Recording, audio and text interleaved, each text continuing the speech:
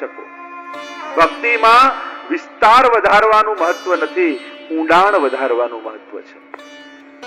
આપણે આપણું વિસ્તાર વધારતા, ઘણા લોકોને જોઈએ, ઘણાના તો ઘરમાં જઈએ તો મંદિરમાં એટલા બધા ભગવાન ભેગા કર્યા હોય કે પેલી ભરેલી બસ જતી હોય ને એમ લટકતા હોય મંદિરમાં દેવતા. બોમ્બે માં જોઈએ પેલી બહાર પણ લટકતા જતા, એમ લાગે કે હમણાં પડશે.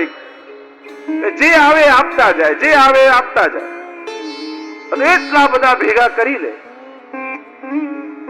વિસ્તાર વધારવાનું મહત્વ નથી, ઊંડાણ વધારવાનું મહત્વ. એકમાં જેટલા ઊંડા ઉતરી જાઓ, બસ આંખ બંધ કરો તો એ દેખાય, એની જોડે તમારો આત્મસાત થાય. લોકો આ લાલચ માણસને ભટકાવે છે.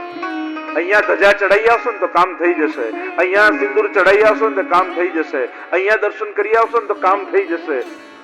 અને આ જે આપણા લોભ વૃત્તિ છે એ માણસને ભટકાવ્યા કરે છે, ભટક્યા કરે છે. માણસને આખું જીવન વ્યર્થ જતું રહે. શું કહેતો કે એક ઝવેરી હતા અને એની સામે કરિયાણાની દુકાન.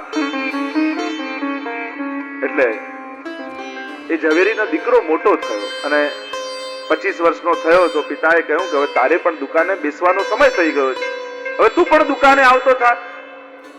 એટલે પિતાએ કહ્યું, એટલે દીકરો દુકાને બેસવાની શરૂઆત કરી. આજે પહેલો દિવસ દુકાનમાં બેઠો છે અને એસી ચાલુ રહ્યા છે, લાઈટો ચાલુ છે, ને કોઈ ગ્રાહક આખા દિવસમાં નથી આવતો.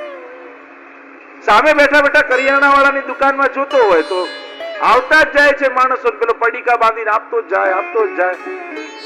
1 દિવસ, 2 દિવસ, 3 દિવસ, હવે નવો દુકાને જોડાયેલો. પેલા છોકરાને એમ થયું, બાપુજી આટલું બધું લાઈટ બળી રહી છે, કોઈ આવતું તો છે નહીં. એને સામે કરિયાણાની દુકાનમાં જુઓ કેટલા લોકોની ભીડ થાય છે ને કેટલા પડીકાઓ બાંધીને આપતા જાય છે. પિતાએ કહ્યું, તું રાહ જોતો જા, હમણાં દુકાને આવતો થયો છું, બેઠો રહે, જોયા કર.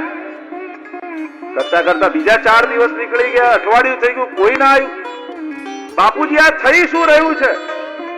આટલો ખર્ચો ચાલે છે ને કોઈ આવતું તો છે નહીં. 15 દિવસ ગયા. દીકરાને થયું કે આ સોનીનો ધંધો મૂકીને તો કરિયાણાની દુકાન ખોલી લઈએ, કોઈ આવતું તો છે નહીં ને સામે કેટલી ભીડ છે. પિતાએ કહ્યું, શાંતિ રાખ, ધૈર્ય ધારણ કર, જોતો જા. અને આમ કરતા કરતા 25 દિવસ થયા અને એ દિવસે ત્યાં નગરનો રાજા એની ગાડી લઈને આવ્યો ને ત્યાં ઝવેરીની દુકાને ઉભો રહ્યો. પણ ત્યાં પડીકા બંધાતા હોય ને ત્યાં ઘરાકી વધારે દેખાય, એમ લાગે કે અહીંયા જલ્દી કામ થઈ જશે. પણ સોની બનીને બેઠા રહો તો પેલા કરતા અનેક ગણું કમાશો. શરણ સિદ્ધ કરવું, પૂર્ણ ભાવે શરણાગતિ લેવી, એમ હરિરાય મહાપ્રભુજી સમજાવતા આગળ આજ્ઞા કરે છે કે વૈષ્ણવના જીવનમાં સુખ અને દુઃખ બંને આવે. પણ આપણે તો અનુકૂળ પરિસ્થિતિઓને સુખ ગણીએ છીએ અને લૌકિકની વિપરીત પરિસ્થિતિઓને દુઃખ ગણીએ છીએ. પણ હરિરાયજી અહીંયા આપણને સમજાવે છે કે વૈષ્ણવ માટે સાચું દુઃખ છે શું, અને એ સમજાવતા 27મા શ્લોકમાં આજ્ઞા કરી. 4 પ્રકારના દુઃખ અહીંયા હરિરાયજી બતાવે છે કે આ ભગવદી વૈષ્ણવને કયા દુઃખ આવે છે. લૌકિકની અનુકૂળ અને વિપરીત પરિસ્થિતિઓમાં એ ડગતા નથી, એના માટે એ દુઃખ નથી કે લૌકિક ઓછું મળ્યું. પણ વૈષ્ણવનું સાચું દુઃખ છે શું, અને એ સમજાવતા આજ્ઞા કરી કે પહેલું દુઃખ દુસ્સંગજન્ય દુઃખ. વૈષ્ણવને જ્યારે સત્સંગ ન મળે અને ચારે ઓર દુસ્સંગ જ દેખાતું હોય ત્યારે વૈષ્ણવનું હૃદય દુભાતું હોય. સ્વયં હરિરાયજી શિક્ષા પત્રમાં આંસુ સારી રહ્યા છે કે મારા બંને સેવકો પરદેશ જતા રહ્યા છે, અહીંયા મને કોઈ સત્સંગ નથી, એમ પત્રમાં લખી રહ્યા. વૈષ્ણવ માટે પહેલું દુઃખ છે સત્સંગનો અભાવ અને દુસ્સંગનું મળવું. મિલત એક દારૂણ દુઃખ દેઈ, વિચરત અન્ય પ્રાણ હર લે. ઘણા એવા મળે કેમ થાય કે મિલત એક દારૂણ દુઃખ દેઈ, અતિ કે આ ક્યાં મળી ગયું. અને ઘણા એવા ભગવદી મળે એમ થાય કે આ જતા હોય તો અમારું પ્રાણ હરાઈ જશે. તો દુસ્સંગજન્ય દુઃખ. બીજું છે લૌકિક આવેશજન્ય દુઃખ.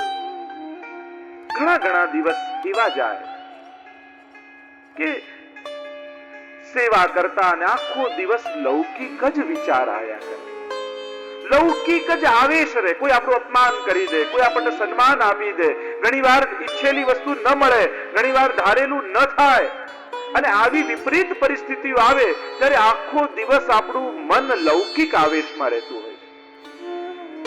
અને આવો દિવસ આખો જાય અને રાતના સત્સંગની પુસ્તક ખોલીએ અને ખોલ્યા પછી ચિત્ત અલૌકિક થાય અને ત્યારે ભાન આવે, અરે આજે તો આખો દિવસ લૌકિક ચિંતનમાં ગયો, આજે આખો દિવસ ઠાકોરજી યાદ ન આવ્યા. અને એ દિવસે ભગવતીને બહુ દુઃખ થાય. કહ હનુમંત વિપત્તિ પ્રભુ સોઈ, જબ તવ સુમિરન ભજન ન હોય. એટલે જ માણસમાં પણ તુલસીદાસજી કહે કે ભક્ત માટે વિપત્તિ કઈ છે? જે ક્ષણે પ્રભુનું વિસ્મરણ થાય એનાથી મોટી વિપત્તિ ભગવતી માટે કોઈ? પ્રભુ ભૂલાઈ જાય. ત્રીજું દુઃખ કયું? સત્સંગના અભાવથી થતું દુઃખ. એક દુસ્સંગથી મળતું દુઃખ છે અને બીજું છે સત્સંગના અભાવનું દુઃખ. સત્સંગ નથી મળતો. અને ચોથું કયું? માર્ગ સ્થિતિનું દુઃખ. કેમ પુષ્ટિ માર્ગમાં જ રહું?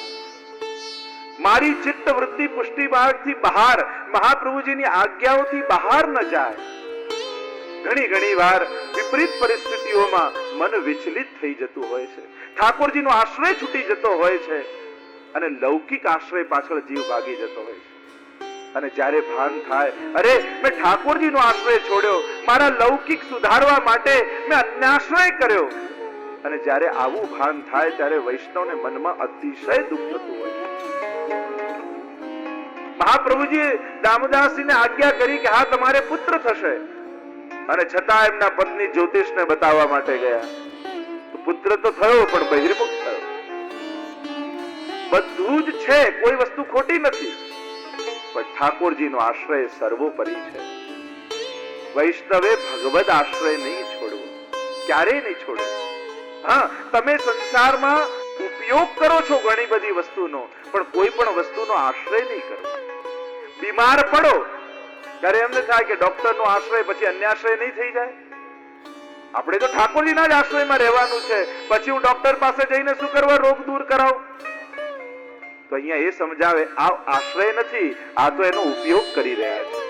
આશ્રય તો ઠાકોરજીમાં જ છે કે આ ડોક્ટરને ઠાકોરજી એવી શક્તિ આપશે કે મારું નિદાન કરીને એવી દવા આપશે કે હું ઠીક થઈ જઈશ. આશ્રય તો ઠાકોરજીનો જ છે, પણ આપણે એનો ઉપયોગ કરીએ છીએ, કારણ એ કાર્ય ઠાકોરજીએ જ એને સોંપ્યું છે. તો આમ ઘણી ઘણી વસ્તુમાં આપણે ઉપયોગ કરીએ છીએ પણ આશ્રય નથી કરવાનો.